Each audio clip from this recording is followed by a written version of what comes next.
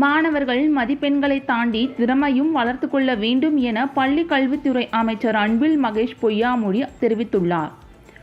பள்ளி கல்வித்துறை சார்பில் குழந்தைகள் தின விழா நிகழ்ச்சி சென்னையில் நடைபெற்றது.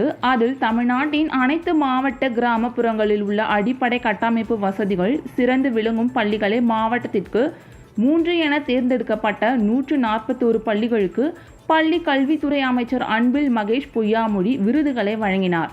நிகழ்ச்சிக்கு பின்னர் பேசிய அமைச்சர் அன்பில் மகேஷ் பொய்யாமொழி, நவீன இந்தியாவின் சிற்பி என்று பாராட்டப்படும் நேருவின் பிறந்த நாளில் வளமான நலமான பசுமையான உலகில் குழந்தைகளை வளர்ப்போம் என்று உறுதியேற்போம் என்றார்.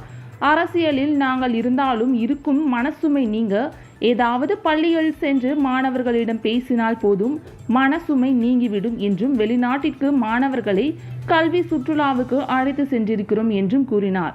மாணவர்களுக்கு மதிப்பெண்கள் முக்கியம்தான், ஆனால் அதை தாண்டி திறமையும் வளர்த்து கொள்ள வேண்டும் என்றும் அவர் அப்போது கூறினார்.